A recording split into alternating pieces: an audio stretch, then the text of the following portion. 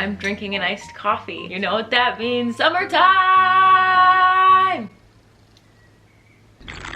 So today's gonna be an easy peasy, simple pimple, regular degular, kick back, talk about books video. Last week we did a bookshelf tour and I was held accountable for my 3 TBR shelves that I currently have, which doesn't even include the book of the month shelf that I have over there. So we need to get reading. These are all the books that I hope to read this summertime. Am I biting off more than I can chew? Maybe. Am I really excited? Yes. Okay, let's just eat the frog. Court of Thorns and Roses series by Sarah J. Maas. The internet will not shut up about this series to this day. This first one was published when? 2015. It is 2022 and we're still losing our minds. For the most part, I'm usually pretty good with internet peer pressure when it comes to books because a lot of the times I don't jive with what the internet likes. Sometimes I do though, and then it's quite fun. But what really sold me on these was that in the same day, a friend sent me so many Snapchats about how much she loves them. And then I went to class that very same day and my classmate was talking about how these were her favorite books. And so when I went to the store just to see if they had them and I saw that they were buy 2 get 1 free, I took it as a sign from the gods. All I know about this series is that it's fantasy and that everyone calls it fairy porn. Yes, I watched Sydney's video tearing apart the 5th book of this series. You can't still be smelling like coochie in front of my Christian suburbs. So do I think I'm gonna enjoy these? To be honest, no, I don't think so. But do I think it'll be a fun time regardless? Yes. I can't decide if I wanna put all of these into one reading vlog or if I wanna do a video per book. Couldn't tell you. Don't know the plans yet, but I will be reading these this summer. I will be reading about mythical creatures sticking things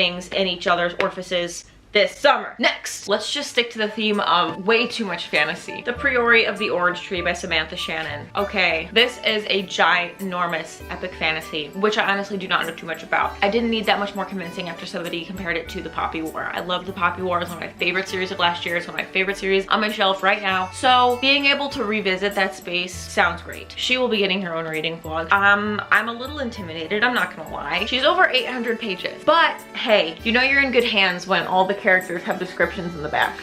I mean, you can't go wrong. Or maybe we can. I don't know. Did you like this book? Please tell me how much you liked this book. Please encourage me to read this book because I want to read it this summer. I really do. Ooh, let's discuss what we're going to be reading for Pocket Pages this summer. Right here, I have our June, July, and August books. I didn't plan for them all to be purple, but what a fun, serendipitous little thing. We have Almond by Won Sung. From my understanding, this is a shorter sort of character study that follows a boy who has a hard time with his feelings. He doesn't have a lot of friends, so he relies on his mother and grandmother a lot, and then something terrible happens and he has to pick up the pieces. I heard it's really good. We're reading this next month in June. I cannot wait. And in July, we're reading Betty by Tiffany McDaniel. Born in a bathtub in 1954 to a white mother and a Cherokee father, Betty inhabits a world of poverty and loss of lush landscapes and blazing stars. I've just heard such wonderful things about this book. If I can find it, there's a Bookstagrammer that I follow that posted this image, and that's when I knew that we need to read this one together. So July, here we come. And then in August, we're reading And the Mountains Echoed by Khaled Hosseini. Hosseini is one of my favorite authors of all time. I've never read something from him that was not 5 stars, so I assume that this one will be no exception. And I just knew we had to read this one together because it's the last adult book that he has that I haven't read, and I wanted to experience it with as many people as possible. So this book follows a brother and a sister in Afghanistan. If it's anything like his other books, which I assume it will be, it's a powerful and painful historical fiction. And his characters are so well done and so spot on and so clear and concise. So I am so excited for the sibling connection in this one. So if you'd like to join us this summer, it's linked down below. It's $1 a month. You can come and go whenever you like. We read at our own pace within the first 3 weeks of the month, and then we discuss in a temporary Discord server in the last week of the month. So you don't have to be available for any live streams or anything like that. There's no way of missing out. Join us, let's read. Okay, so some of you are able to guess some of the reading vlogs that are coming up this summer in my bookshelf tour. One of them is specifically centered around sapphic books, which I'm so excited about. However, I Kissed Sarah Wheeler by Casey McQuiston will not be in that video because I already read One Last Stop for it. So I had to pick one. I went with the one that everyone's talking about, but this one I'm so excited to read this summer. Quick little spoiler alert, not for the book, but for the video. Something I loved about One Last Stop was how complete all of the characters were. I loved all of the roommates that our protagonist lived with. I thought that it was just so fun and just such a thicker story than your typical romance. Honestly, reading the back, it's giving me Paper Towns vibes, but gay. So this takes place in high school. A girl kisses a girl and then goes missing, and then the girl that got kissed joins her friends and tries to find the girl that's missing. It's about breaking rules, getting messy, and finding love in unexpected places. Just look at this cover. Just look at it. This is summer.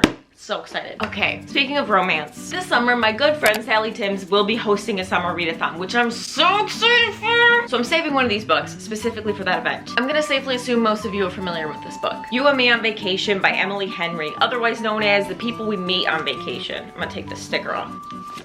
As some of you may have seen on Instagram.com, I am currently reading Book Lovers, which is my first Emily Henry. I might be doing it backwards because that's her most recent release. She's got this one, and then she's got Beach Read, and then she's got Book Lovers, and I'm reading that one first. Do I regret getting this cover now that I know that this other cover matches this one more? Yes. Anyway, this one just screams summer. If I understand correctly, this is about two people who go on vacation together every year, and every summer something dramatic happens. 2 summers ago it all went wrong, and then they're gonna take one last trip together, and we all know they're gonna bone. So some romance tropes that I love include enemies to lovers. Branching off of enemies to lovers, I have to kidnap you and you're annoying, but like in a cute way now that I think of it. Oh no, there's only one bed and we have to share it. My absolute favorite is Grumpy Sunshine. I love Grumpy Sunshine, otherwise known as the Kitty and Red dynamic. The trope that I don't like is friends to lovers. I know, I want to change it. Being an American, literally every TV show, every movie ever is force feeding us like baby birds this idea that your coworker, your best friend, there's no such thing as friendship. You're always gonna fall in love. You're always gonna end up together. And I'm sick of it, to be honest. People can just be friends. It doesn't have to turn into anything else. So I just don't feel like I need to consume anything else that holds this narrative. I am full to my limit of this narrative, but I love being proven wrong. I love changing my opinion. So hopefully I like this one.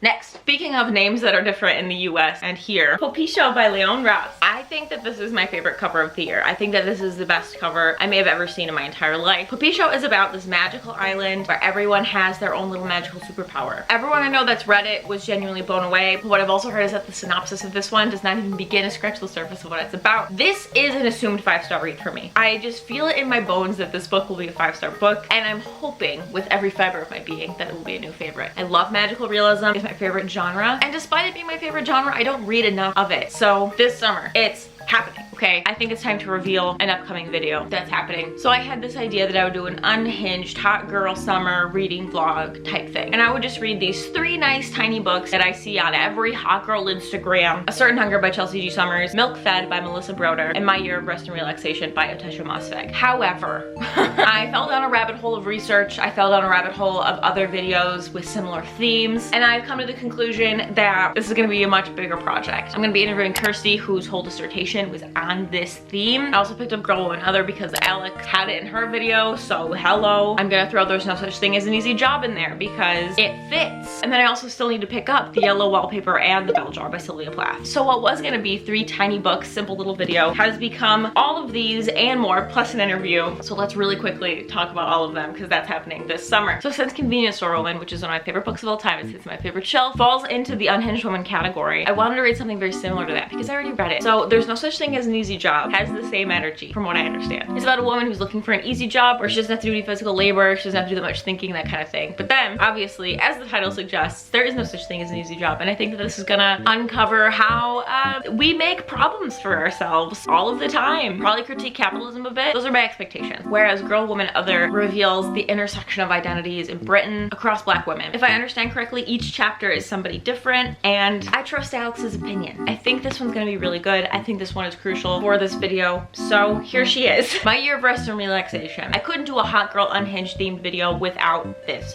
book. Maybe I just have a bad taste in my mouth because of how much I hated Eileen. I really hated Eileen. I hope there's no pedophilia in this one, is all I have to say. A Certain Hunger by Chelsea G. Summers. I've kind of started this one already. It's about cannibalism. There's a lot of sex in it. This pineapple cover, straight to jail. And then Milk Fed by Melissa Broder. If you look up hashtag unhinged woman or hashtag hot girl books, something along those lines on Instagram, this is in almost every single image. So this girl Rachel meets this girl Miriam, and Miriam really gets a kick, I assume a sexual kick, out of feeding Rachel. As the two grow closer, they set in motion a journey marked by appetites of physical hunger, sexual desire, and spiritual longing. Why is every hot girl reading this? Let's find out together. Really fast, I want to go over all of the Dutch books that I want to read this summer, because if you didn't know, I live in Belgium. Dutch is my second language. I'm working on it. I'm on level 3 of 5, so I'm okay at it-ish. I found these 2 Lizzie McGuire books at a thrift store. We have a photo day book and best dressed. Adorable, excited, amazing. I've mentioned this in a couple of videos, but I have Dork Diaries in Dutch. Everyone was so excited about it. So I'm pumped to read this and be on the same page as everybody. I recently got Winnie the Pooh in Dutch. It has colored in illustrations. I have been wanting to get a Winnie the Pooh tattoo. I think this will be a great inspiration for that. And also it's mostly basic language, but it's also a little bit of a challenge. Speaking of things I want to get tattooed, Frog and Toad. This is the entire collection of Frog and Toad, Martin het Nederlands, and I'm so excited. I have not read Frog and Toad since I was a little kid. Oh, this holds a special place in my heart. But then recently, I found Matilda secondhand. Roald Dahl was one of my favorite authors growing up. This is definitely the most challenging book in the stack. So if I can read this summer, I will feel so proud of myself. And if I can read this, I could definitely read Harry Potter in Dutch. I've never connected to a character more than Matilda, so really excited to revisit this place. And then if there's time, I do want to reread, or at least start rereading, the Pendragon series, which we talked about ad nauseum in the last video. This is my favorite childhood series. I love it so much. Maybe I can find this in Dutch. Oh my. I think that's it for the books that I am definitely 100% prioritizing for this summer. However, I have questions for you. The first one is, are there any books that you feel are missing from the Unhinged Women list for the video? Because I want to cover it all. Please let me know your favorite Unhinged Woman book and let me know why, because I want to know. I'm willing to expand. I'm willing to make it bigger. I'm willing to push the upload date to make it as comprehensive as possible. But my second question is, please let me know your favorite thriller or horror book. I definitely prefer thriller over horror, but if it is spooky, please make sure it's paranormal, because I know Gabby Reads hosts Summerween every summer, and it's one of my favorite readathons. And I don't have a lot of thrillers on my shelf right now, so I want to know which ones scared you out of your pants, which ones did you pick up and couldn't put down until you figured out what happened next. What are your 5-star thrillers and paranormal horror books? Because I need to know, because I want to be prepared. Aside from that, thanks for tuning into this cozy and relaxing summer TBR video. I love this cozy corner of the internet. Thank you for talking about books with me. Thank you so much for everyone on Patreon who make it possible for me to upload as frequently as I do. What are some books that you have to read this summer? What are some books that you are prioritizing and will definitely be reading in the months to come? I want to know all the things. Tell me all of the things. And as always, thank you for clicking, thank you for caring, and thank you for being nice. We'll see you in the next one. Bye!